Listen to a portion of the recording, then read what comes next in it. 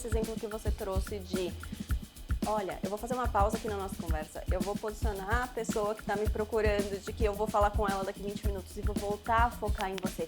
Eu acho que está faltando um pouco essa habilidade de conseguir conversar com o outro na presença do outro e de também não se cobrar demais em estar always on, em estar sempre à disposição de qualquer pessoa que possa te acessar via um meio eletrônico. Porque eu acho que a gente fala muito aqui de produtividade com saúde mental e esse limite que você trouxe da comunicação e de dar para o outro uma expectativa de quando ele vai poder ter a sua atenção é uma maturidade importante para uma liderança para poder também ser produtivo e também poder manter a sua saúde mental, a sua saúde emocional. E às vezes as pessoas não fazem isso, ou elas querem respostas de imediato, ou elas querem respostas certeiras. Sim. Então aí você falou assim, a segurança de você estar falando assim, olha, dá uma paradinha, eu vou responder isso aqui, ou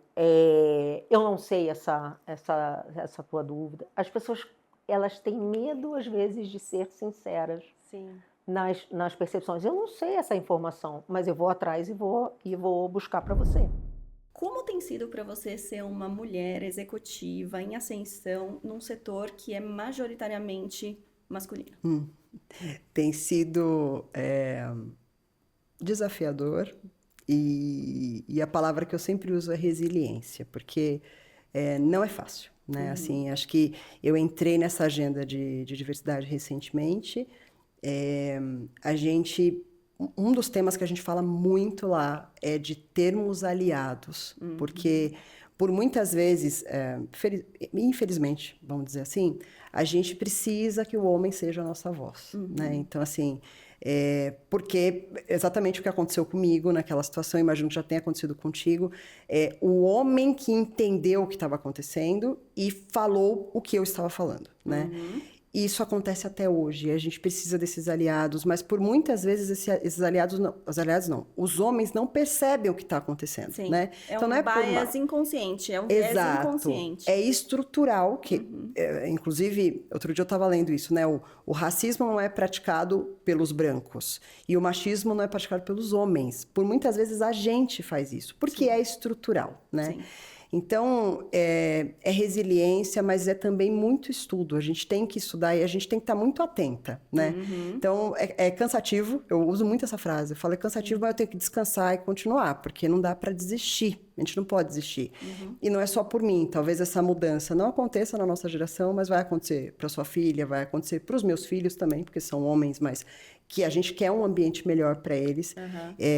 Acho, inclusive, que essa geração já está muito diferente. Eu que tenho 2 filhos em idade diferentes, né? Eu tenho um de 15, um de 8. O de 8 já fala muito diferente do de 15. O que você vê que essa geração tá diferente? Assim? Eu vejo que eles têm um cuidado com a mulher, por exemplo, que a nossa geração não tinha, né? Então, o meu filho mais novo um dia falou, eu não sei o que aconteceu, meu marido estava brincando, falou alguma coisa comigo e falou, você não pode falar assim com ela porque ela é mulher.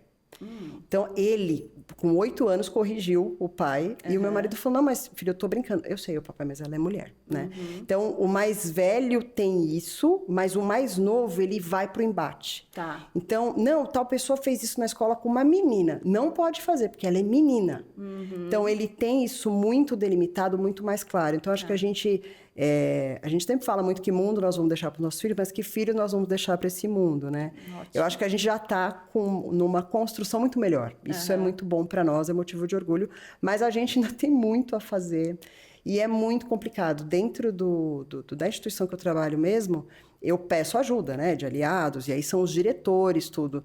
É uma pena, mas assim, de engajamento mesmo, a gente tem 1, 2 diretores engajados, assim, né? Porque também tem tanta coisa para fazer, resultado para trazer, tanta coisa que a gente precisa buscar, que esse tema acaba sendo secundário. Então, talvez, acho que o papel, né, o que eu diria, é nosso de estar atenta, de estudar e de levantar a mão e de pedir ajuda para quem está disposto a ajudar, porque às vezes a gente falar sozinho também não vai adiantar. Sim. A gente precisa deles também, ainda Sim. precisamos, né? Eu sempre falo, né? A gente tem que ganhar o jogo com as regras atuais. Exato. E depois que a gente chegar lá em cima, aí a gente muda as regras. Exatamente. Porque o que eu acho que muitas vezes enfraquece esse discurso da mulher crescer, da mulher como protagonista, é o fato de que a gente fala assim, mas a gente não tem a gente não tem igualdade de condições, a gente não tem as mesmas realidades, a gente tem outros afazeres e agendas complementares que os homens não têm, então a gente está sempre em desvantagem versus a disponibilidade que um homem tem numa mesma posição. Cara, esquece isso, bola pra frente. Quando você chegar lá em cima, aí você fala assim, tá, agora vamos rever as condições de todo mundo. Exato. Vamos rever as condições de atuação, de competição, de promoção, considerando diferentes realidades. Porque eu acho que o discurso, ele perde força quando ele vira militância de quem ainda não chegou lá. E quem está vindo agora, elas sabem mais o que querem, né? E o que não quer também, que eu acho que isso é importante, Ana, para a gente fechar, que eu aprendi com você também, né? Não, eu sei o que eu quero. Não, primeira coisa, o que você não quer, né? Então, isso ficou muito claro para mim, né? Agora, depois de adulta, eu acho que é isso. Acho que saiba o que você não quer, mas você sabe o que você quer também? Não desista. Descansa, chama a gente para conversar. Exato. Né? Teve dúvida, chame mentores. Eu aprendi isso também com você. Não é um mentor, você vai ter que ter vários ao longo da sua vida. Mas por que eu me colocava naquele lugar? Porque eu não tinha parado para refletir, isso aqui é muito importante para mim.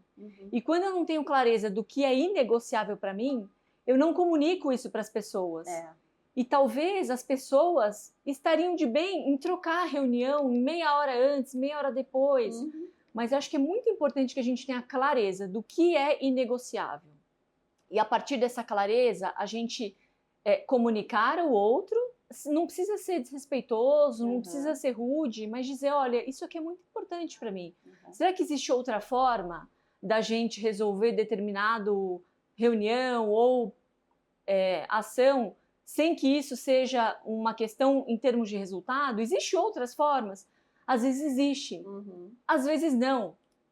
Só que se a gente tenta por um lado A, B, C, D, e a gente vê que o que é inegociável para a gente não pode ser atendido dentro daquele contexto, de quem é a responsabilidade, então, de tomar uma ação, né? Às vezes aquela empresa, aquela área, não é a empresa que eu deveria estar nesse momento de vida. Por quê? Para que eu não fira, né, os meus valores. Então, eu acho que ter essa clareza é importante para que a gente consiga fazer escolhas melhores para a nossa vida, para a nossa família e para o nosso resultado. Porque se a gente não traz esse ponto à mesa, o que acontece? A gente vai ferindo os nossos valores por meses, por anos, até o ponto que a gente está esgotada, fisicamente, emocionalmente, achando que a responsabilidade é do outro, da empresa. Buscar seus filhos é importante? Pra mim é a mesma coisa, tá? Tipo, buscar minha filha na escola e poder conversar com ela naquele período onde estamos só eu e ela dentro do carro, sem ninguém. Sério, são alguns dos momentos que eu mais valorizo a convivência com minha filha. Eu marco todo o meu dia ao redor disso, hoje em dia. É todo o meu dia ao redor disso. A minha manhã tem um horário que todo mundo sabe que não pode fazer reunião comigo. A minha tarde tem um horário onde todo mundo sabe que não pode fazer reunião comigo. E uma outra coisa que eu acho, complementando isso que você trouxe, que eu achei perfeito, Paty, é a questão do flexibilidade tem dois lados.